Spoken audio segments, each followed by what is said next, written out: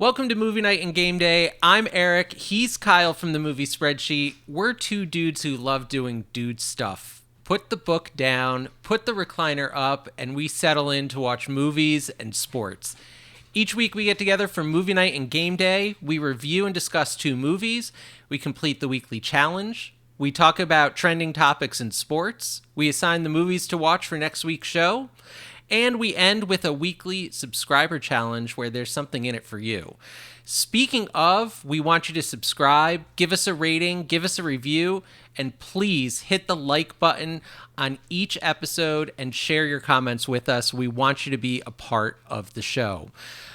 This is what we've got going on this week. First, we're going to be reviewing Him and The Wrong Paris. Then we're playing Notable Quotables, where Kyle will have to unscramble a famous movie line and tell me the right quote, the movie it came from, and the person who said it.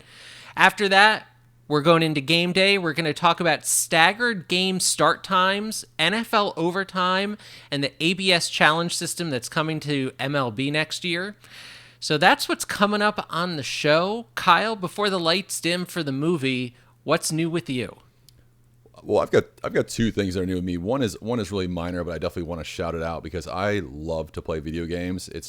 I know you're not the biggest video game fan, Eric, but this is something that I've been doing since I was a kid. And I just picked up FIFA, or not FIFA anymore, FC 26. I have owned every rendition of FIFA since it was created in the early 90s. So I was pretty excited to add the 32nd edition to my collection. Now, the other thing is I have this amazing desk, which I've just been questing over. I love it. And it's one of those pieces of furniture that just everything makes sense in it. Like every attachment, everything that you buy with it is just like, holy crap. Somebody actually thought about this when they made the desk and they thought about these components that people would use. It's wonderful. I don't think I'm going to shout them out just quite yet. But so I've been questing for a chair. And I had no idea as to the prices of chairs. They're insane. Eric, have you done any research on chairs? Did you know about chair prices? I think I upgraded my chair during COVID and everyone working at home. And I think that's the last time I really investigated chair prices. What was yours, like, astronomical? Yeah, it just blew my mind. I mean, like every recommendation I had for a chair was like $750, $800, $1,500, $2,000, and I was like, who's spending $2,000 on a chair? But it was actually Ethan that said, hey, you should check out Branch, and I remember going on the website, checked out Branch, and I was like, no, I'm not. I'm unemployed right now. I can't afford this chair at all. And then Megs was like, hey, you should check out Facebook Marketplace. And I was like, oh, okay, Facebook Marketplace can be kind of sketchy at times. And I just so happened to find a Branch chair, which was in Hammond, Louisiana, an hour drive away. I think the woman posted it like 30 minutes after or before I responded to it. I was like, do you have this? I'll take it. $75. Loving this ergonomic chair, which is now really tying the whole room together. That's what's new with me, as I'm super comfortable. Eric, what is new with you? So, first of all, that's great. Facebook Marketplace does have some gems if you can find them, but you have to deal with, the overall sketchiness. My neighbors bought a Creamy. Do you know what a Creamy is? It's like that ninja thing where you can make like homemade ice cream. Ice cream? Okay. But they bought that off Facebook Marketplace, and I'm like, yeah, you definitely want to put that through the sanitize cycle in the dishwasher. But I didn't know chairs were that astronomically priced. That's insane. All right, cool. So what's new with me this week? I'm very excited. I think I've talked about this before here on the pod. One of my other hobbies that I also try to make money from. Please subscribe. We'd love money from this too. I take photography, and one of my clients asked if I have a drone. And the answer at the beginning was no, but now, ooh, shit. Sorry, that's going to be really loud for you guys listening at home. So here it is, little show and tell. So this is pretty cool, Kyle. It just it folds out, so you get you get the rotors in the front and behind. It connects to 40 GPS satellites. It takes off on its own, once it's getting close to low battery, it comes back and lands exactly where it took off. It shoots in 4K, and it was just over $200. So I think that is the coolest thing ever. I'm gonna try to get a link to some of the videos. I've been shooting some sunrises here in New Orleans, so I'll try to put it right here. Otherwise, I'll put a link in the show notes. It's really cool. DJI Mini 4K. They're not sponsoring. They're more than welcome to. But I'm really excited about playing with that, recording some videos, and the quality is pretty sweet. So that's what's new with me. Kyle, any notable comments from last week? Any corrections we need to make?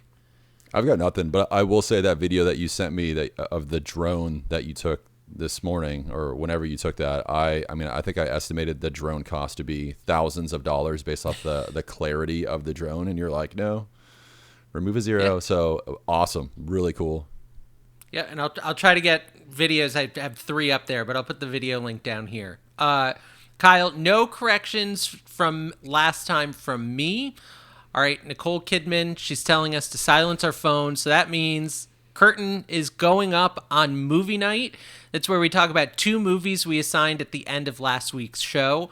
We give you a quick overview of the movie, we discuss our likes and dislikes, and we reveal our scores. And while we never intend to give too many spoilers away, it's not spoiler free, so just be aware of that as you follow along with us.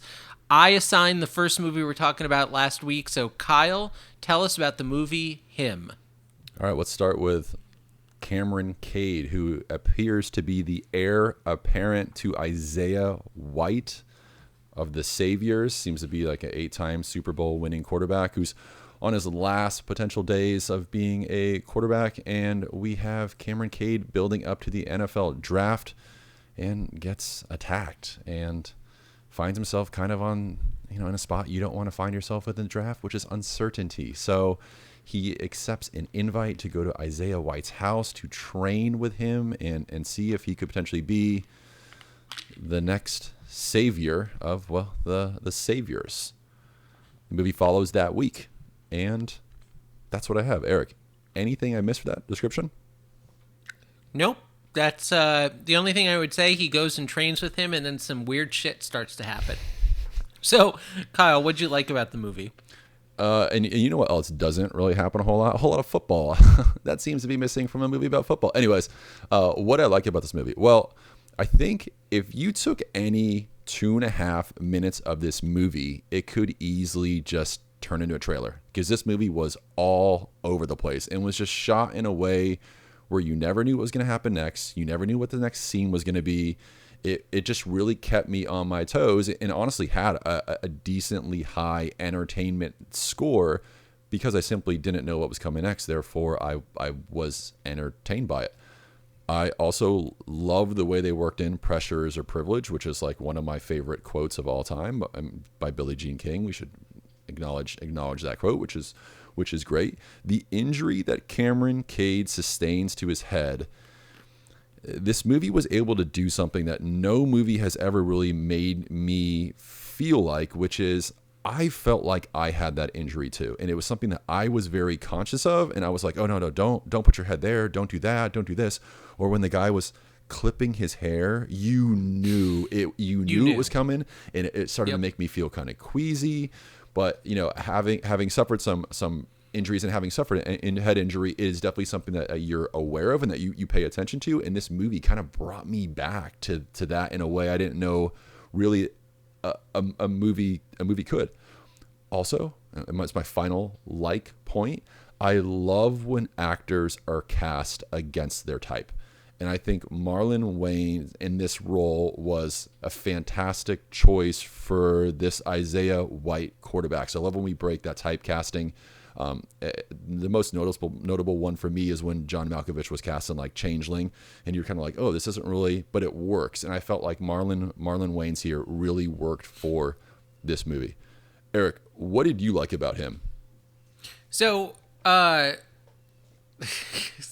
just when you ask that question, it's just kind of funny, given that, that's the title of the movie and, could be referring to someone.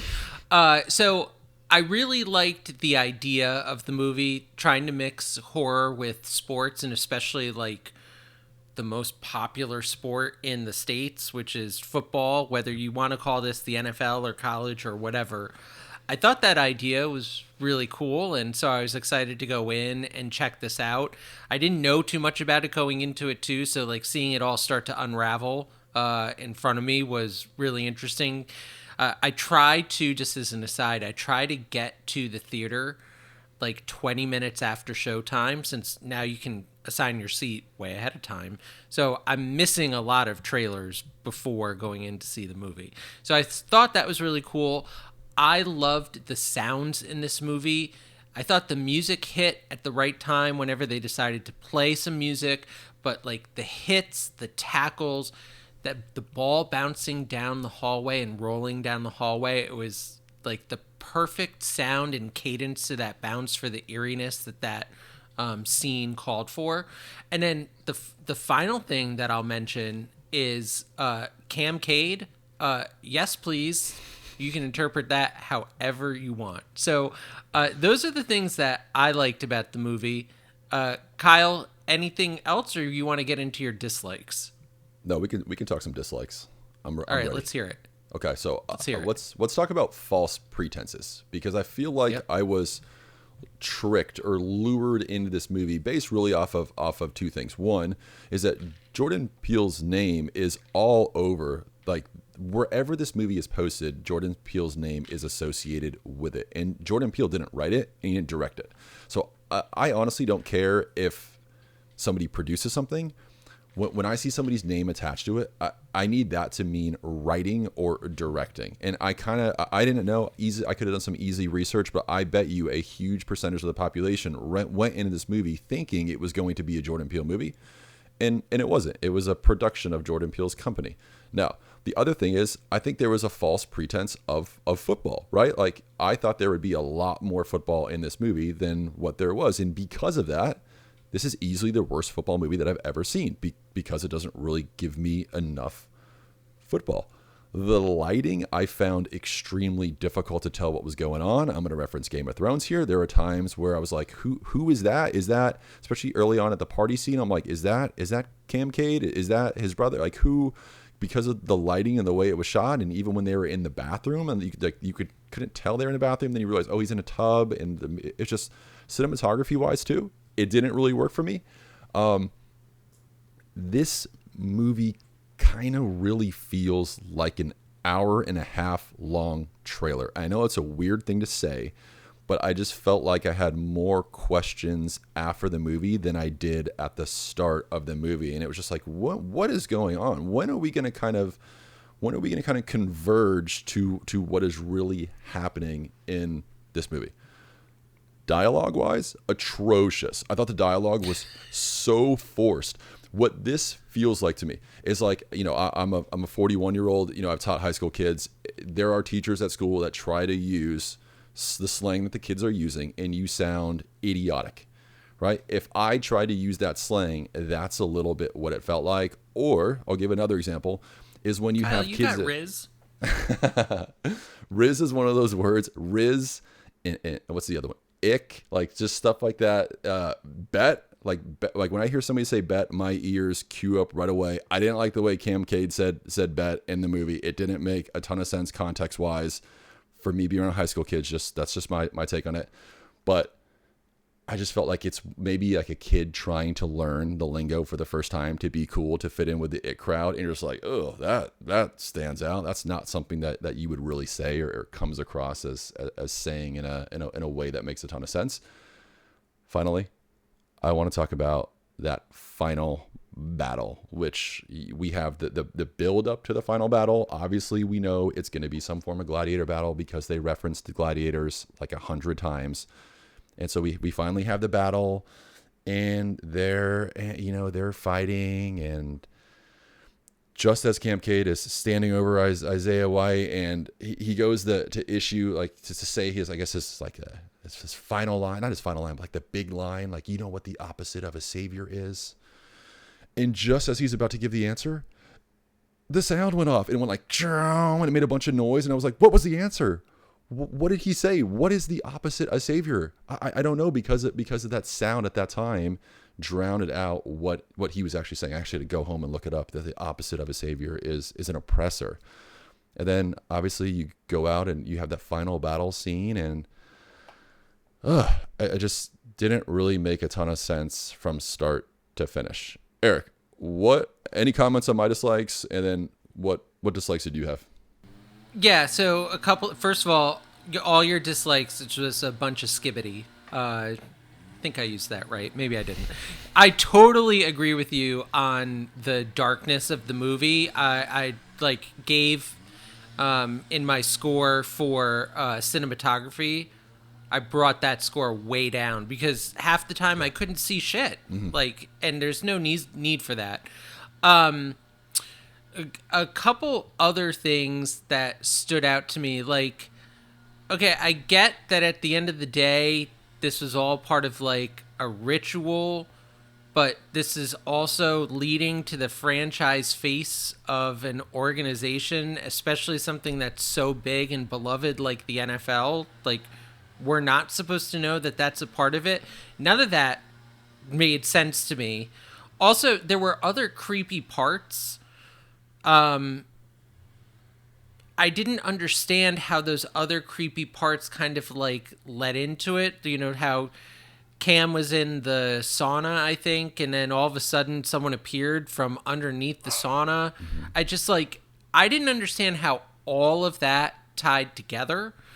Let's see. I actually found one of your dislikes interesting, the Jordan Peele part, because I felt like I was watching Get Up or any of the other movies, but like, not Get Up, Get Out. And I still ask, like, so Cam is stuck in this situation, or kind of stuck. He seems to be able to leave anytime he wants. Like, at what point do you get out versus just sitting through it? I don't know. There was so much about that didn't make sense, and then he stayed till the ritual, and he knew the ritual was coming. I don't know. And then finally, this one really stuck with me, and I took 3 points off in the distraction. The physical scene, you make Cam drop everything, and then you don't share that with the rest of us. That's real rude. So...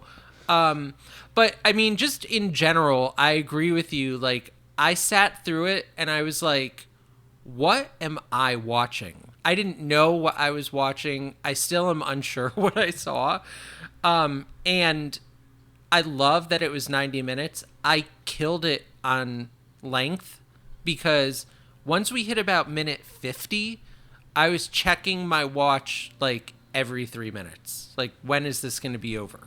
So I was really excited about it, but all of those dislikes kind of crept up on me. So, Kyle, any thoughts on any of that? Yeah, let me ask you one question too, because this is something that's bothered me. Is that I mean, Camp Cade is this freak athlete.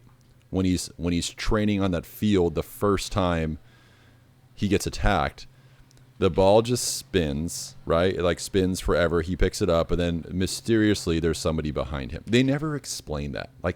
There was a supernatural element to this. I'm assuming there was, but it was never explained, because obviously nobody's sneaking across the field in that giant costume, showing up behind him and being able to hit. Like, that's not possible. So then how was it possible? That was never explained. Yeah, or do you remember when he was in the tunnel and then that guy came up upon him? I also never understood that. There was a lot of stuff that I felt as though wasn't fully explained and wasn't, blatantly obvious in order to put the pieces together as to why those things were happening. So I'm with you. Agreed. Okay. All right, Kyle, it is time to find out what score you gave this, and then I have my guess for your score, and I also have ChatGPT's guess for your score. So, what did you rate this movie? Okay, so I'm going to tell you my rating. I'm also going to go across my categories too. I gave us one a 6 for entertainment, a 0 for achievement of goal, a 2 for ending, and a 10 for length with no penalty. Makes it a 3.9 and number 300 on my spreadsheet. The interesting thing about this rating is that Swallow, which is a body horror film, is the exact same rating as a 3.9. The Substance, which is a body horror film, is 2 below this one at 304 with a 3.75 rating. So in that body horror genre, which this one has been described as, I'm just not really feeling the connection to these type of movies. Eric, what did you think that I was going to rate it as, or what did the AI overlords believe that I was going to have? Yeah, so I had you at a 4.75. I didn't think it was going to be particularly high. ChatGPT gave you 3.75. No so way. it was closer than I was. Yeah. Okay. Yeah. Although I think we were both within one, right? Yes. Yep. You were. So I'll take that because the last few weeks I've been like way off. Yeah. So that's a good score for sure. Yep. What did you rate this movie? So I gave it a 5.475, and while that sounds like it's just above average, it's in the bottom 10% of movies on my spreadsheet. So, I mean, I didn't think it was great for all the reasons that we talked about. So, All right, Kyle, we would love to know what you, the subscriber, liked, what you didn't like, and we would love to know what you gave this movie in terms of a score. Were you better than our guess or my guess for Kyle, or better than ChatGPT's guess? Let us know in the comments, and we'll read notable comments on next week's show. All right, Kyle, coming up, we're going to discuss The Wrong Paris and then play notable quotables after this intermission. Before we get to the second movie, did you know Movie Night and Game Day was inspired by Kyle's channel, The Movie Spreadsheet? Kyle, why don't you tell us about the channel, what you've recently reviewed, and you can use the right words because I can't right now. All right, thanks, Eric. Yeah, I have a channel called The Movie Spreadsheet in which I review movies, give you these spoiler-free ratings right up front so you can decide if you're going to see the movie or not. Last couple of movies I've seen, I've watched Eeny Meeny, I've watched The Monkey, and just continuing to put out movies, and I'm going to start making some shorts soon. So definitely check out The Movie Spreadsheet for your go-to spot to see if it's worthy of watching or if it's a must-pass. Links to it are in the show notes. Go check it out. Awesome. All right, thanks, Kyle. Welcome back to Movie Night and Game Day. We're getting ready to play Movie Night and Game Day's challenge. This week it's notable quotables, and then we're going to go into sports. But first, we need to review The Wrong Paris. So, Kyle, you ready for this overview? Oh, I'm ready. Okay, so oh my God, Kyle, Dawn is in such a huge, life-changing predicament. She got into art school in Paris, but spent all her savings on her grandmother's health, and OMG, how can she still go to school and chase her dreams? That's totally a bummer. But then she finds out she can try out for a reality dating show that's based in Paris. OMG, she can get to Paris for free and then stay and go to school. This totally amazing, foolproof plan, it falls apart when they land in Paris, Texas. And it turns out Dawn already knows the stupid single guy, Trey. Now, how does she get out of the show and get to the real Paris? Oh, wait, stupid single guy Trey sprays himself down shirtless with water while cleaning the horse, and Dawn starts to fall for Trey. Will she win Trey's heart and keep the last spur? Will she get to art school and follow her dreams? Oh my God, it's such a conundrum. Kyle, did I miss anything? No, no, you really didn't. Okay. All right, cool. Do you want to hear what I liked? Yeah, let me hear what you like about this one. It sounds like a lot. So I watched it on Sunday night. I started it around 7 o'clock our time. We're Central Time, so that's about 20 minutes before Sunday Night Football kicks off. I liked that the Packers and the Cowboys, which I switched to after the movie ended, was close, and the two teams ended up tying, so that way, neither the Cowboys or the Packers could win, and I love when those fan bases can't get a win over each other. So I loved that. Kyle, what did you like? Okay, so here's I'm gonna give you some likes here. All right, so one, I like that it made fun of Okay. The Bachelor, right? Like I went through a phase, at some point in your life when you're, if you're dating like a female that likes The Bachelor, like you're dating somebody that likes The Bachelor, you have to pretend to like The Bachelor, and by pretend, you have to grow like a little mild obsession with The Bachelor for a little while, and then you like. So I like that it pokes fun of The Bachelor in like a lighthearted way. I wish it would have gone like a little bit further, like when they have the little things across the bottom. I thought that was humorous, but like maybe give me some more of that. I also like how this movie is like, exactly what you're going to get from this movie. It doesn't overshoot it. We have a simple issue. We have a problem. We know everything that's going to happen. Also too, like I am not deep at all when it comes to movies. I say this all the time on the movie spreadsheet. Like I don't interpret movies. I don't think ahead. I'm not like, I wonder what's going to happen and plan it all out. I just watch the movie. So when they legitimately landed in the wrong, I thought that they were going to legitimately land in Paris, even though it was called the wrong Paris. So when I got off, I was like, oh my God, they tricked them. Like, this is crazy, right? I don't know why. Meg's almost ruined this movie for me because she's like, you know what's going to happen. And it starts telling me stuff. And I'm like, shut up. Don't ruin this for me. I want to be surprised at this extremely formulaic ending that I'm never going to see coming. I guess everybody else is.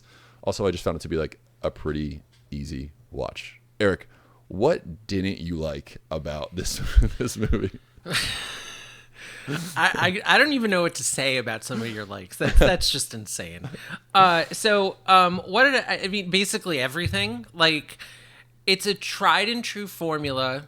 I'm not opposed to formulas, and like talking about what you said, like, things don't have to be deep for you to still enjoy it. Like, you go into a movie knowing that 99% of the time it's going to end with the good guys winning or a certain thing happening, but you're still surprised. This was just, it's so formulaic. Like, there was nothing special about this movie. They didn't try to break the mold. They didn't try to be clever. You give that as what you like. That was like my first, what I didn't like. When it was in that scene just before they were going to get to the final episode, he didn't pick her. Oh my God, I was so shocked. Okay, I just like, come on. She comes back, changes her mind, or she changes his mind. Whatever. I couldn't. Despite what I may have said in the last segment about Cade, like, the elements of Trey, I think it was, being shirtless was just like gratuitous and dumb. It didn't add anything, and that's really the part that's going to make her fall for him. I don't know. I just didn't get it. There was nothing original whatsoever. And usually when I'm flipping through Netflix and I see a movie pop up and it has the Netflix N, which means that it's a made for Netflix movie, I skip it. And this proved perfectly why I normally skip shit like this. So, Kyle, what did you not like about the movie? Kind of say right now, I'm so excited because I have nailed this one for you. AI did not nail this one for you, so I'm so excited hearing that. Okay, so what didn't I like? Well, one, this movie felt like if like the Hallmark Channel had a signature movie that then like tried to make a Hallmark movie on top of this is like the most Hallmark movie ever. It's so insanely over the top Hallmark that it's like, I wish this movie went a little bit more PG-13 and less like G, or like all audiences, or whatever that's called. Like anybody could watch this movie and be okay with it. There's a movie called Love Hard. It's on Netflix. It's a Netflix original too, Eric. So probably shouldn't watch it. But like it pokes fun at it. It like, it's a cool movie. It deals with like Christmas and all that good stuff. And they they're like not super serious, but like funny stuff happens and they swear and stuff like that. Give me some of that for this movie. Also, I don't need this movie to be an hour and 45 minutes. This movie needs to be an hour and a half. Like towards the end, I was like, how much more time is left in this movie? This is a made for Netflix rom-com. This needs to sit at an hour and 30 minutes. And it's one thing, honestly, that him did really well was like, hey, hour and 30 minute movie, boom. So love that. The acting. Oh my goodness. And let me just tell you, I am not a person that notices good acting. right? Unless it's like Hugh Jackman in Prisoners, which I think is just like the greatest acting performance ever. I don't know. I don't notice good acting. And if I notice the acting as being bad, it's a huge, huge, huge red flag for me because the bar is so incredibly low for me to notice bad acting. And that one really is what's going on here. My last thing, and this drives me absolutely crazy. I hate when fictional movies, when the movie ends and then it gives you like, here's what happened to them after the movie. Oh my goodness, I don't care. It's not real. Like, why? This doesn't matter. None of this matters. Now, I would have maybe liked that for him. Like one after credit scene could have been cool. But for this, when it shows all their pictures and going all these places and it's clearly all fake and they didn't actually go to those places, it kind of drove me a little crazy. Okay, Eric, comments on any of my dislikes? I didn't even notice that shit at the end. I think I might have seen like the first like cast in order of appearance, and I was like, yes, WDSU, let's get over to Sunday Night Football. I was so done with this movie. Yeah, no, I'm with you on all of those pieces. So Kyle, I know you watched it with Megs, right? I watched the first half of it with Megs, and then I'd take Alex to soccer practice. So then I came in and I watched it. I actually watched it a little bit this morning on the elliptical, which like, okay, like hell, it's the first time I ever watched anything on the elliptical. And so it kind of was like, oh, this is okay. This is a little bit better for me. But Megs was like, I just want to know, did Megs finish it? She did not finish it. She's like, I know what's going to happen. And we're like 15 minutes in. And I'm like, well, don't tell me. Okay. Don't tell me. Was she into it? No, she's like, this is the dumbest thing ever. She's like, why did you choose this movie? Okay. I don't even like these movies. And I was like, look, I have to pretend. She picked it. I have to pretend that you like these because I actually like these and I want to watch these and I have to blame it on you. Oh. She's like, I'd rather watch Black Rabbit or something. And I was like, okay, well, I'm just going to pin this one on you. So I thought she would like it. I overshot. What's your rating, Eric? There's nothing wrong with liking a rom-com. This just is not it. So are you ready for my score? Mm-hmm. I gave it a 1.425. That is the bottom of the spreadsheet. It is the last movie on my spreadsheet. So I didn't like it at all.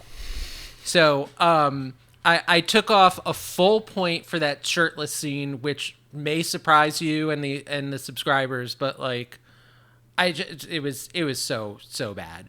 And I gave it a length of 1, just to go back to what you were saying. Why was this a second longer than an hour 30? Yep. It should not have been. So, Kyle, I'd love to know your guess, and what did ChatGPT think? Well, I had a question for you. Like, I don't have your spreadsheet pulled up right now, so I'm going to put you on the spot a little bit. Do you know what your bottom rated movie was before this one? Like, what the score was? It's open behind me. I'm pretty sure it was Independence Day Resurgence. And that's like a 2.45 or a 3 or something around those lines? No, it's still in the ones. It's still in the ones? Okay. So yeah. I didn't pull up your spreadsheet before because I didn't want to see like your score. And I had thought your lowest rated movie was like in the 3s, like a 3.5. And so I based it off 3.5 being your bottom. So I said that you would be at a 4.5. Simply being like, if 3's the very bottom, then it's going to be a little bit above the bottom. But now knowing that Independence Day Resurgence was low, I probably should have gone lower. AI said you'd be at a 6.6 to a 6.8. So I crushed AI. But you were closer than I was on that prediction. But I will say, your logic was spot on. Because if you went with Independence Day Resurgence, which was the former bottom of the pile, it's now second to bottom. So it was the right logic. You just started with the wrong number. So I am glad. What'd you say? I said I started a little too high. Yeah. Oh, I thought you said Roll Tide, and I was going to be like, that doesn't make sense. Absolutely not. So I'm really glad that you know me better than AI. So for all of you watching out there, we'd love to know what you liked, if anything, about this movie, what you didn't like, if everything, and please share us your scores. Were you better than Kyle's guesses for knowing what I was going to pick?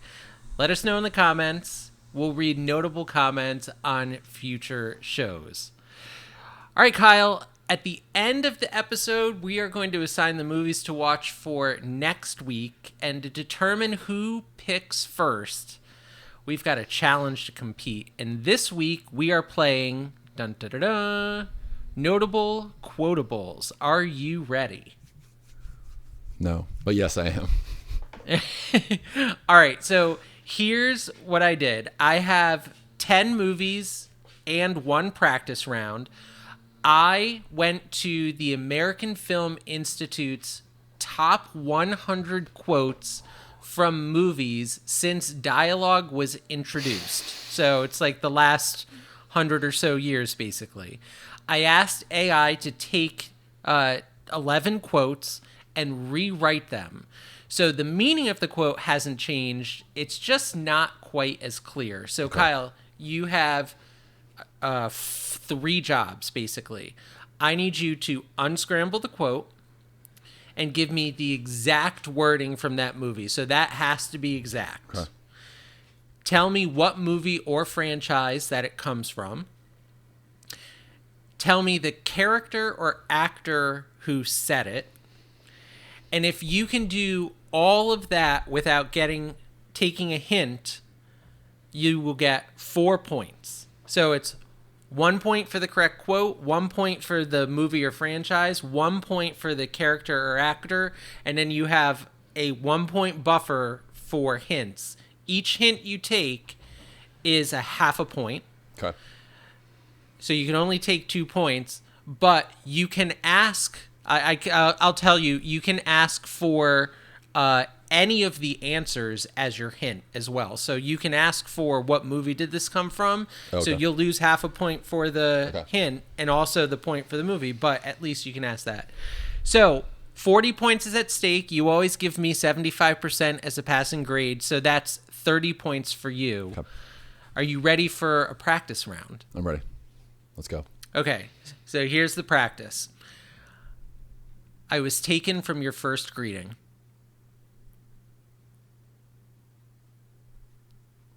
Okay, so this is going to be You Had Me at Hello, and this is going to be Jerry Maguire, and this is going to be said by Renee Zellweger's character in Jerry Maguire. So that's 4 points right there. So no hint. You gave me the exact original quote, the movie, and the actor. A hint that you can ask for if you would like, and this would only take half away. I will say the scrambled quote in the style that it was done in the original movie. So I like that. I was taken from your first greeting. That would be my best Renee Zellweger. Okay, I like this. So any questions? Are you ready to dive in? I'm ready to go. But for that one, I was thinking, is this E.T.? Is this E.T.? No. Not aliens. All right, let's do it. Question 1. So just to give you, I tried to make them build in difficulty. So as we go on, they'll get a little harder. But I promise you know every single unscrambled quote. Okay. Okay? Okay, let's do it. Okay, here we go. Quote number 1. She told me our journey on this planet is unpredictable. Sometimes it's sweet, and sometimes it's lip-puckering sour. So AI took the famous quote. And Life is like a box of chocolates. You never know what you're going to get. Forrest Gump in Forrest Gump. Okay, I need you to check your quote. Life is like a box of chocolates. So Mama said. Is it Mama said? Are we going to open it with that? Mama said life is like a box of chocolates. Ooh, that's tough. You know, I'm gonna give you half a point on the quote.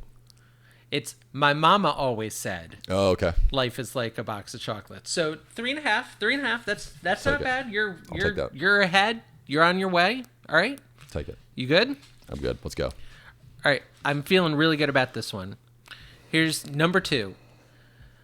Liver, beans, and a bottle of red. That was my meal. Okay, this is gonna be Hannibal Lecter from Silence of the Lambs. Yep. I mean, okay. The quote is going to be, I'm not going to get this quote. What's the best play here? The best play here is, I know there's like a Chianti in there, fava beans and a Chianti. I'm not going to get this quote. Even if I had hints, I wouldn't get it. So I'll just take those two. Okay. All right. Well, I'll give you 3 points because you didn't ask for any hints, but you're going to give up on the line? Yeah, what's the line? Okay. So that's 3 points. You're up to 7.5. I'm sorry, 6.5. The line is, I ate his liver with some fava beans and a nice Chianti. I knew it was the fava beans and the Chianti. I didn't know what the opening part of that line was. So that was a good one. Okay. All right. That's good. All right. Next one. Here's the scrambled quote from AI. Okay. You wouldn't survive knowing what's real.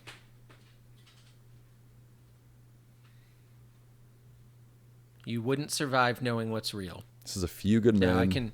This is Tom Cruise's character. No, this is Jack Nicklaus's character, and it's You Can't Handle the Truth. Okay, very good. So that's 4 points. That's 10.5.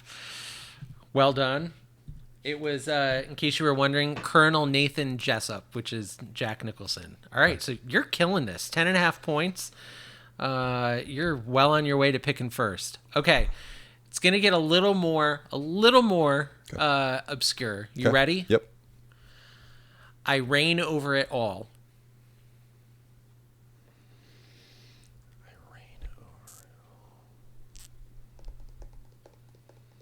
I reign over it all.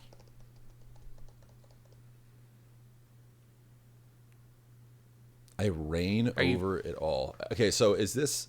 I want to ask you a question about the list. Is this is taken from the top 100 movies of all time list or top 100 lines? Top 100 quotes. Okay, top 100 quotes. Yep. I reign over it all, and I'm assuming reign is spelled R-E-I-G-H or G-N. Reign. That is correct. Okay. That is a very key thing to notice. I mean, like two Are you getting any feelings? Yeah, I mean, I immediately think about The Lion King. Okay. Then I also think about Judge Dredd. I am the law. Okay. I reign over it all. All right, I'm gonna need a. Explain to me. Sorry, explain to me the points again. So if I take a half a point hint here, I can ask for any single thing, but then I don't get that point. So if I say what's the movie, I still don't get the movie point, do I? Or do I? No, you don't get the movie point. Okay. So you can ask me. You know, I can give you approximately when the movie came out. I can give you the scrambled quote, but in my best interpretation of the way that the actors did it. Things like that will only take a half a point. If you want one of the answers, I'll also give it to you, but you lose not only the point for that answer, but also the half a point for the clue. And can I also just ask a question about it and then you answer and I lose half a point? Or is it those my choices? Sure. No, that's fine. Let's do the year. What year does this movie come out? Late 90s. God freaking crap. I can look up an exact year, but late 90s is All right. Yeah, let's do your interpretation or your reenactment of the quote. Okay, ready? I'm ready. I reign over it all. I reign over it all. Oh, okay. This is friggin' AI. This is stupid. All right. This is Jack from Titanic, and it's I'm the king of the world. Very well done. That's good. So that was good. You get 3 points, 13.5. Very good. That was all you. Well, what can I say? I was born to act. I see. I shouldn't have asked. I shouldn't have asked the year because I was thinking like maybe that would help me. But like the late '90s kind of helped me identify Titanic. That's '99. Okay. Good job. 99. Okay. Good job. Good acting. Thanks. That saved it. That was for me. Okay, good. I'm very proud. So 13 and a half, you're shooting for 30 out of 40. The fifth quote, you ready for it? Yes. All right. Just give me her order as well. I'll have what she's having. This is by Meg Ryan, and this is wait, is it by? It's not by Meg Ryan. It's by somebody else in the movie. She doesn't say this. I don't know who else says this. One of the servers in the restaurant. I'll have what she's having. I think this is. Is this Sleepless in Seattle or is this You've Got Mail? I think this is Sleepless in Seattle. How'd I do? So I'll have what she's having. Sleepless in Seattle and a server at the restaurant. That's your answer? Well, it's not a server. I mean, it's not Meg Ryan that says it. It's got to be a patron at the restaurant who says it after hearing what she does. That's my answer. Okay, so that's your. So, is that your final answer? Final answer. Okay, you are going to get 3 points. It was I'll have what she's having. You are right. The character has no name. It's the other lady at the diner. Interestingly enough, it's Estelle Reiner, and Rob Reiner was the director. But you missed the movie. Okay, wait. Is the movie? Okay, so it's not Sleepless in Seattle. It's not. No. Is it When Harry Met Sally? It is When Harry Met Sally. I know a good rom-com. Yes, you do. Shout Now, out Seattle. there's a good rom-com, by the way. That's a good rom-com. Okay, so here's where we are. We're 5 quotes in. You're at 16 and a half, so you're trending to win. Because if we double that, that's 33, and all you need is 30 to win. How you feeling? I feel bad. I honestly feel bad. I feel like I needed more. Because if these get harder, I need some ground to play with. But let's go. I got this. Okay. Here comes number 6. It's not what you think. I gave you life.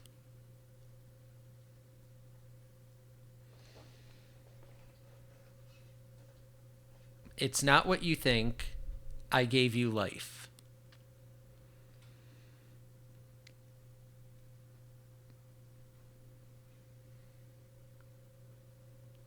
Feeling anything from that? I mean, I've got a reach of one. I've got a reach of one, but I'm gonna go for this. I'm gonna go for this as a reach. Okay. Can I ask you one more question though?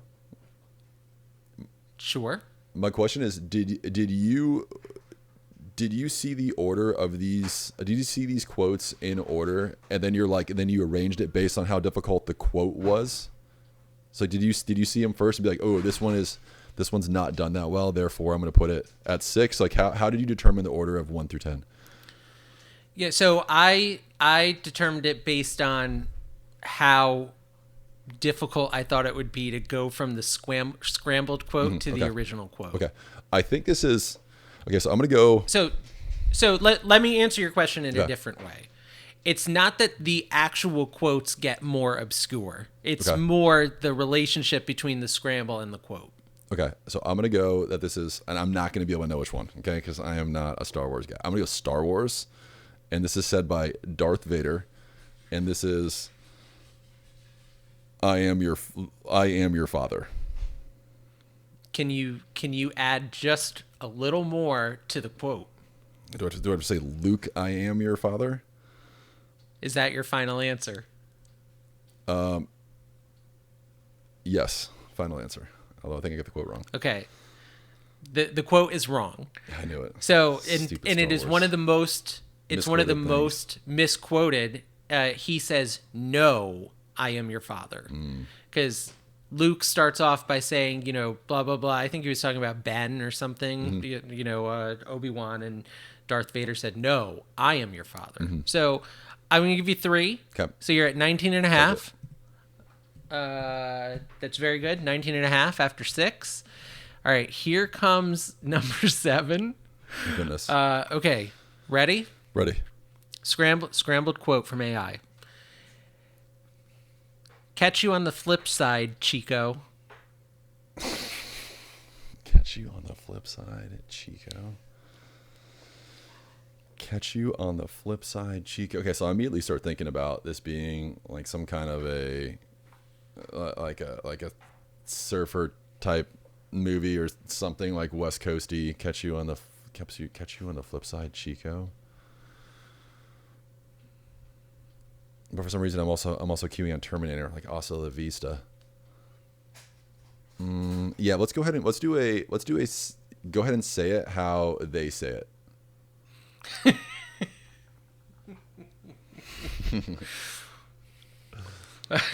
Okay, okay. Let me channel. Catch you on the flip side, I got Chico. This. Yep, I got this. This is okay. Let's hear it. This is Arnold Schwarzenegger in Terminator. And the quote? Hasta la vista, baby. Very good. All right, so that's 3.5 points right there. So that's up to 23. It's technically Terminator 2, but you got the franchise. That's all that matters. That's what I was going with. Well done. Okay, here we go. You ready for number 8? Number 8. How many points I got? You're at 23. So you just need 7 more. You got 3 quotes to go. Okay, let's do it. Okay, here we go. Number 8. You can't sideline her like that. Oh my goodness. Okay, this is gonna be Dirty Dancing, and this is gonna be Nobody Puts Baby in the Corner. And I honestly have no idea who says this. I'm gonna take a guess here because it doesn't benefit me to take an answer. I'm gonna say nobody puts baby in the, like, my only question is, does she say this to herself? Cheesy 80s. I'm gonna say she says it to herself. So I'm gonna say it's the chick from is it the same girl from Ferris Bueller's Day Off? I'm gonna say it's Ferris Bueller's Day Off actress, and Nobody Puts Baby in a Corner, Dirty Dancing. Okay, so 3 out of 4. Nobody Puts Baby in a Quarter, Dirty Dancing. It was said by Patrick Swayze's character, Johnny Castle. But that's 3 points. 3 points. Jennifer Grey is who you were thinking of, but it was not Jennifer Grey. Megs was also trying to help me cheat. She just ran in the room and passed me this slip, which is incorrectly says Jennifer Grey on it. Oh, okay.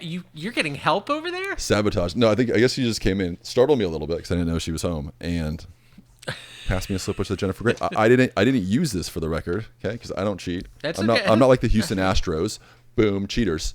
All right, 3 points takes me to what? 30, 20 something. You're at 26. Okay, let's go. You're at 26. So you just need. Okay, here we go. These two are going to be a little more obscure. All right, so number 9. Here we go. Mind yourself, darling. Mind yourself, darling. Yeah. Mind yourself, darling. Are you getting any feelings? Are you being drawn anywhere? I'm going to assume that this is like a pretentious movie, but it's not pretentious. It's AI making it pretentious. It's going to be said by a man for sure. Mind yourself, darling. I mean, I got to get 2 out of the 3 here. Let's go ahead and go. I wish there was. I'm going to go ahead and go and say it in like your rendition of it. Even though it's not a lot of words for me to work with, so I'm nervous. It's okay. You want me to so you want me to reenact it? Reenact it. Okay.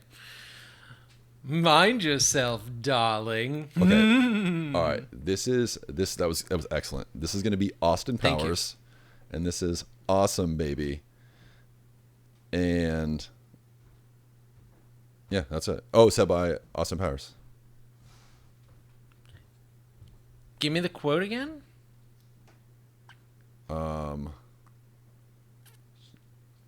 Mind yourself, darling. She's awesome, baby. Awesome, baby. I need to take two. All right. So. Wait, what?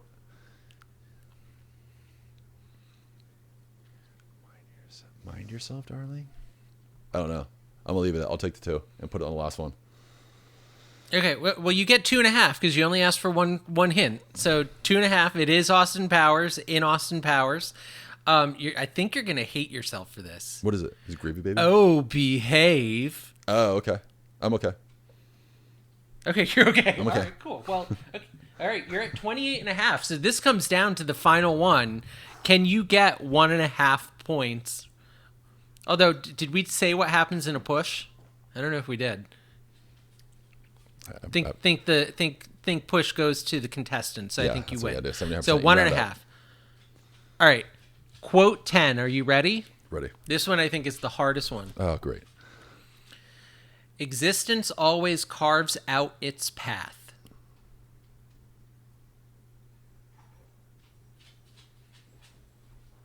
Existence always carves out its path. Existence always carves out its path.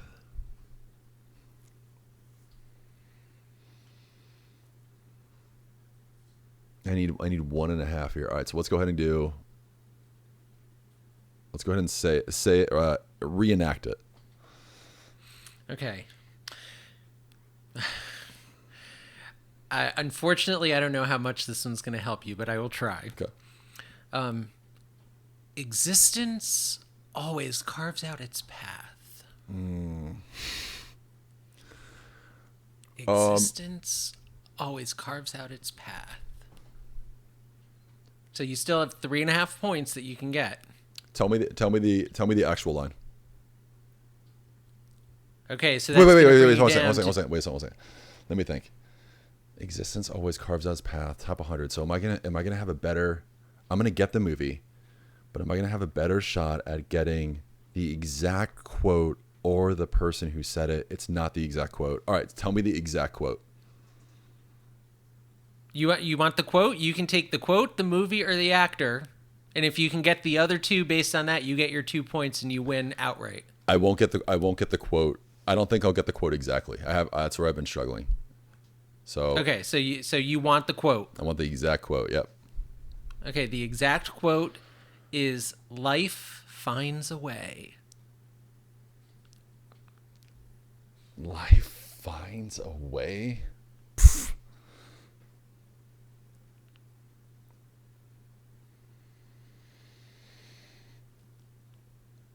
I don't think I'm gonna get this one. I don't even know. This is drawing nothing for me. Life finds a way. I feel like I'm watching a nature documentary. Life finds a way. Okay. So like it makes me think like animals. Life finds a way. This could be like the very end of The Lion King, which for some reason I'm just obsessed with The Lion King today.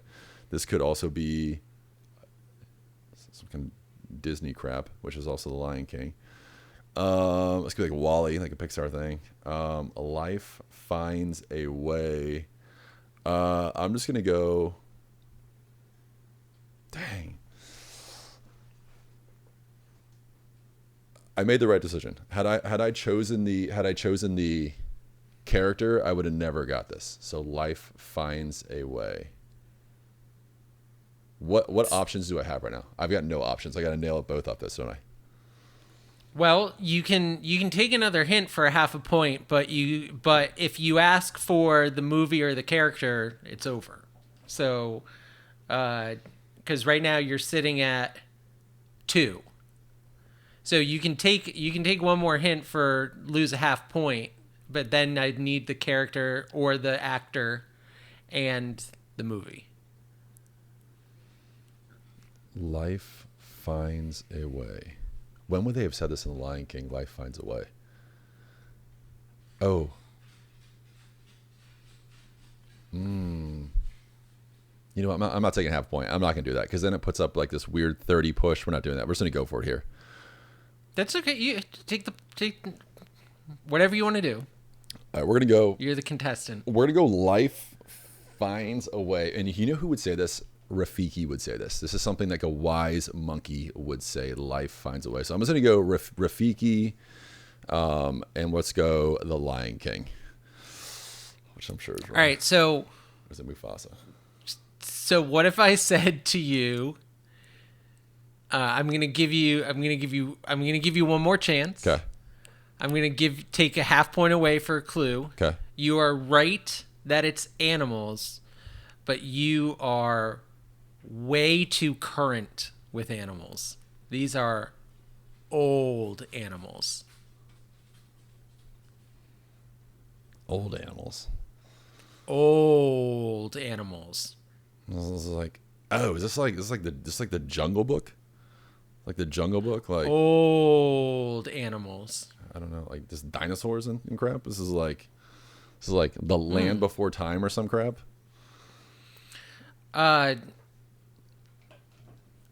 You're getting to the right genre. Is this Jurassic Park? Who said it? I have no idea. The dude that wears the old man with the thing in his cane. It's the doctor. Oh, the little boy. Oh no. Jeff Goldblum, Dr. Ian Malcolm. Jeff Goldblum. Okay. Yeah, they were sitting around the table, talking about whether they should or could make the dinosaurs, and he was saying, "Well, life finds a way." Top 100 quotes here. AFI. Top 100 quote for Jurassic Park. Well, no way. You were 1.5. I know. You were within 1.5. I thought It had to be better earlier. I might have led you astray with that last one. So No, I wouldn't have got that. However, I'll take the win. Done. All right, what are we All right, doing? dude. So that means since you didn't hit the 30 points, I'm going to take the win. So I get to assign next week's movie first, and we'll do that at the end of the episode. With that, the lights are coming up. The credits are rolling. It's time to leave the theater as movie night comes to a close. But the crowd is ready. The fans are psyched. It's time to find our seats for game day. And I somehow missed making a rhyme right there. Kyle and I are passionate about sports, so we each bring a topic or two that we want to discuss that's just in the giant world of sports. Kyle, what do you got going this week? I mean, so much stuff has been going on this week. I mean, we've had like the Ryder Cup, which was a phenomenal end. We've had the baseball. I love when teams pay a ton of money and don't make the playoffs. Shout out New York Mets here. But what I really want to talk about is the staggering of the NFL, or not NFL, of the Major League Baseball playoff schedule. I am such a fan of this, and I'm not sure if you know what's going on, but it's the Major League Baseball is doing their play-in series right now. So that's Tuesday, Wednesday, and Thursday, and the games are at 12, 2, 5, and 8. So they're staggered. So what's really cool about that is that you can watch that first game when that first game's over. The next game is getting into that really good part of the game where you have the last 3.5, 4 innings where it starts to get close, and then when that game's over, you're gonna go into the exact same thing. I am such a big fan of staggering game times. I know it's going to be wildly controversial. I find myself, especially for college football, and I'm also going to tie this in the NFL in a second, I find myself for college football waiting to watch games at certain times of the day because that's when it gets good. The end of the games is when it gets really good for college football. And, I find myself like, okay, if the game starts at 12, I don't need to be home till like 2:33 because that's when we're going to have those last couple drives in the fourth quarter, and college football goes on forever. I wish they would stagger forever. I wish they would stagger more game times, make games start all throughout, and that way we can go to each of these games and see how each of them finish versus trying to manipulate the multi-view box, which I'm a huge fan of YouTube. And also, Eric, love the way that you talked about the multi-view box on your McMedia Report channel. So if you haven't seen that, definitely check that out. It was really cool. And I actually learned why I'm so frustrated that I wasn't able to watch the Ryder Cup with these other games at the same time because of media rights. So check that out. Shout out to the McMedia Report. But I love the staggering of games. And I honestly, I wish the NFL would do that to an extent. Like I wish some of the games started at different times, especially for those games that are either like starting really late on the West Coast. Like it's difficult to watch some of these games. Staggering Monday Night Football games is not the answer. That is the worst thing to do. So I wish we brought in some of that staggering into the games on Sunday, but definitely on Saturday for college football. Major League Baseball is doing an awesome job with this.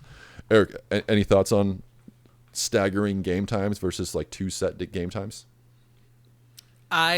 So you didn't like what happened. We're recording this on Tuesday. You didn't like how last night worked with Monday Night Football and they kicked off like an hour and a half apart? No, I do like that. I just don't like it at night. I don't like it being so late where one game is now starting so much later than the other game on a Monday night. It's like, come on, like why not do this earlier, like on like a Sunday? I just don't want the 7 p.m. start time. Why not make your primetime game like 5 o'clock so you have like 12s, 3s, 5? Especially last weekend, you wake up and you have the Europe game. I forget where it was, but you have the NFL Europe game in Dublin. And then you can leads into the next game, leads into the next game, leads into the next game. That's a really good flow. Like I would like to see a little bit more of that. Put a game in between. So I love this time of the year when there are NFL games in Europe because you wake up and 9 a.m. you have a kick, noon you have a kick, 3:30 you have a kick, and 7:15 you have a kick. It's great. I would love to see more staggering. I actually would like it if college football staggered it a little more because there seem to be like windows. There's like 11 a.m. We're Central Time, so that's noon, but like 11 a.m., 2:30. I would love them to just stagger. So there's one kicking off like every 30 minutes. Yeah. But yeah, I mean, I generally agree with you. I also know that we're Central Coast and East Coasters, and you and I are early morning people and not late people. So I would take early morning games any day over a primetime game. One thing that I was going to bring up, Kyle, this week is something that you brought up, the Ryder Cup. When they were showing tee shots, they were using the shot tracer with a drone that was kind of like going around. I thought those shots were so cool, and I really appreciated watching it on YouTube TV because it was on the NBC 4K channel, so I thought that was really cool. Anything else you wanted to bring up about the Ryder Cup? I mean, can we talk about how Tom Watson had to apologize to Europe for the way that the American fans acted, how they just acted like total classless fans? And it just like, again, I think there's a little bit of a common trend, right? Because we didn't have this issue at Whistling Straight, right, which I think was like in Wisconsin. I might have to fact check that one for the Ryder Cup a few years ago. But here we go again. We have Lamar Jackson, with the Buffalo Bills fan hitting him. New York. We have Mookie Betts thing. New York. We have Ryder Cup. New York. It's like you have to learn how to behave. You have to learn when it's acceptable to give the players some stick because they expect that, and it's all good fun intended. And there was a scene earlier in the week where Rory was like buttoning up a shirt or like unbuttoning a shirt, and somebody shouts over like, "You don't have to button that to choke," right? And Shane Lowry turned around and was like, "That's like that was good," and Roy McIlroy was like, "Yeah, like you got me, like that was good." But then like the beer getting hit out of the person's hand in the stands, and it goes and hits like his wife, like near her head. It's like what is it? The MC starting like F Rory chants. Like what is going on? You can't. This is not the proper way to behave in any sporting event. I didn't like the way it looked. It left a big distaste for our fans, honestly. I wish I saw the choking comment because that's hysterical. But yeah, don't throw shit at people. That's ridiculous. And if you're going to make fun of people, you got to make it count. Like you have to make it real funny. So, yeah. All right, cool. So Kyle, I got two ones that I want to go a little bit more in depth on. Show it. First, and I think you're going to be excited about this one, or I'm curious to hear your thoughts. The ABS system, the automated ball strike system that's coming to MLB next year. And so the way that I understand how the challenges work in this is each team gets 2 challenges at the start of the game. If you challenge the strike and your challenge is correct, meaning that it's overturned, you get the challenge back. And then if you head into extra innings, each team gets 1 additional challenge. One thing that I found really interesting is they talked about some of the stats from using the challenge system and some of like the practice settings. It's taking less than 15 seconds per challenge, and there's about 4 challenges a game, so that's adding about a minute to the game. So we're correcting calls and not lengthening the baseball game. I think that's great. Just my thought is, why aren't we just using, this is Hawkeye technology, why aren't we just using like Hawkeye Live? When I watch TV, there's a strike box on the screen. The ball passes, it says B or S for ball or strike. It's happening in real time. You can still keep the home plate umpire as like the game manager for the field. I just don't understand why we're still calling balls and strikes in a day and age like this. But Kyle, I love seeing an impartial system being brought in, and hopefully it expands. But what are your thoughts on the rules for the challenge system that come to play next year? Well, it's being used in minor league baseball right now, and it's really successfully implemented. I think that the argument the question that you ask about why don't we just move this is kind of like the age old argument about baseball with like purists versus like, a new generation of baseball fans. Is like, purists would argue that part of the game is like the umpires, and like umpires like missing calls, and umpires have strike zones in pitching to those. And like, look, like I played a lot of baseball at high levels, and I'll say, like, as a pitcher, you get to know umpires that you see frequently, and hey, this guy is going to give me this many inches off of the plate. If I throw here, this is where his strike zone is. And so what people would argue is that this is very much a part of the game, as a purist would say. On the other side of that, you would have the people who just want the call to be right, which is really hard to argue with, right? If you have the ability to have this Hawkeye technology that gets the right call 100% of the time, and like you said, in 15 seconds, like, who is really going to be opposed to adding that? And I'm not sure if you saw, but Walker Buehler had some pretty interesting takes on this, and he said that he kind of felt like, veteran pitchers have earned bigger strike zones, and rookies deserve smaller strike zones. And it's kind of like, whoa, like, what are we talking about? We're talking about like a set size of the box changing. So that's kind of my argument. I'm generally like a fan of it. I would like it to be, it'd be nice for it to be implemented before something catastrophic happens. And to that, I'm referencing, there was a perfect game call blown. I'm not sure if you're familiar with this. It had to be 15 years ago before Major League Baseball had any kind of replay whatsoever. But basically, it was the last out of the game. It was a perfect game, and the umpire blew the call, got it completely wrong. The game would have ended right there on that spot. Would have had a perfect game. There's not a lot of Major League Baseball history, and the wrong call was made, and that led the push for instant replay. So I like seeing Major League Baseball be proactive with it, but I do like umpires that have a little bit of variance in their strike zones. It's part of the game. Yeah, I don't know. I don't know if I agree with you on that. I don't like the subjectivity that can be brought in, and that's why I love things like Hawkeye Live in tennis.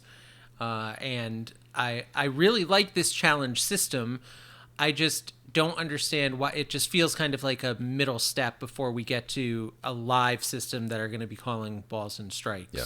But all right, the other topic that I wanted to get into. So I talked earlier about the Cowboys and the Packers ending in a tie. I wanted to talk about NFL overtime. Okay. And I want to give credit to my friend Tyler, because this is his suggestion, and I completely agree, and I'd love to get your feedback on it. If the game can end in a tie, even after overtime, why are we playing overtime at all in the regular season?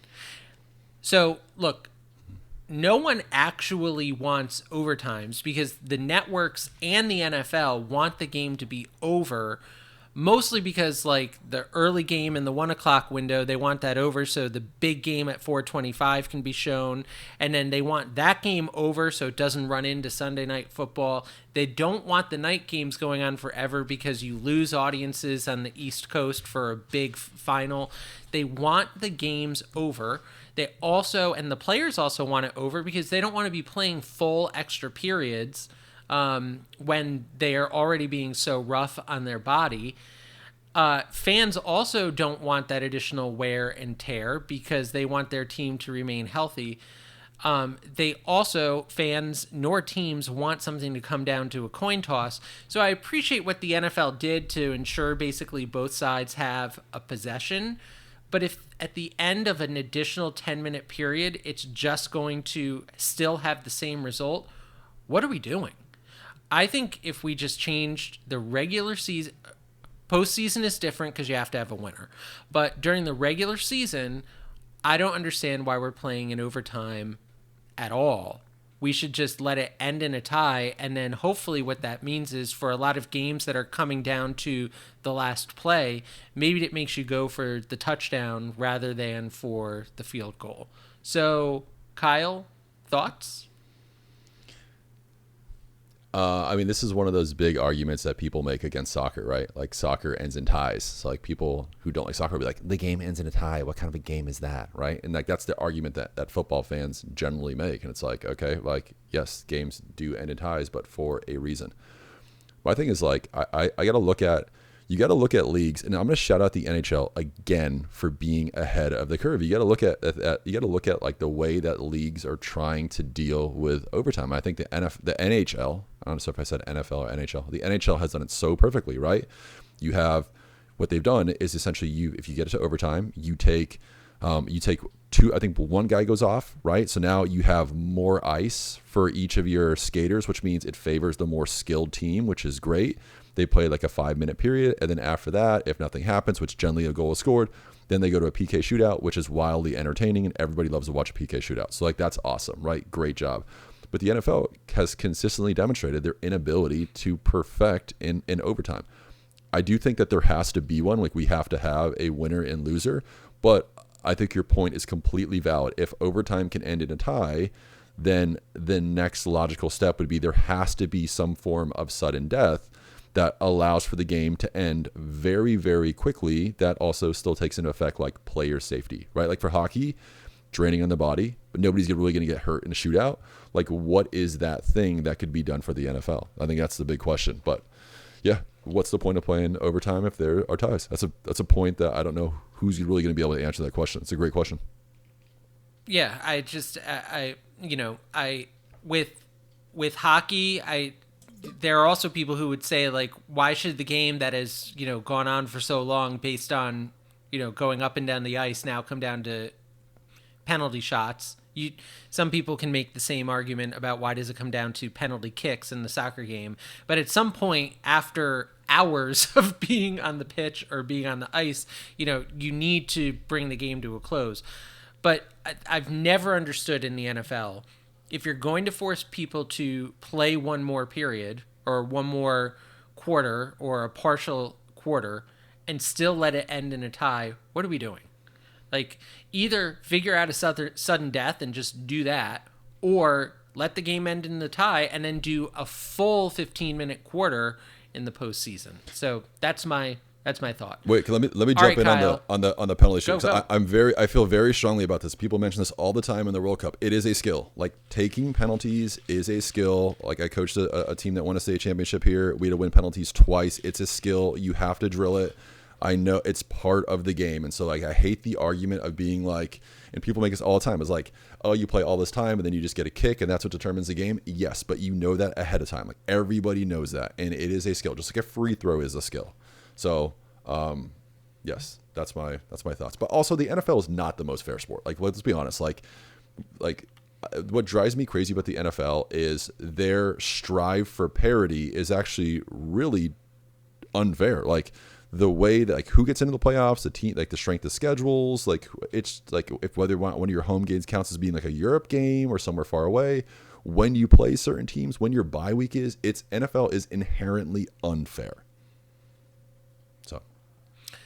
That sounds like a future game day. Yeah, I could go off on that one. I could definitely go off on that one. Yeah. But I do agree with you on the penalty kicks and the penalty shots. Yep. All right. We are deep in the fourth quarter. The score is close. Coming up, we're going to assign the movies for next week and reveal a new subscriber challenge right after this. All right, welcome back. We'll be assigning movies next, but before you do that, Eric's got this awesome channel. I've already referenced it. It's called the McMedia Report.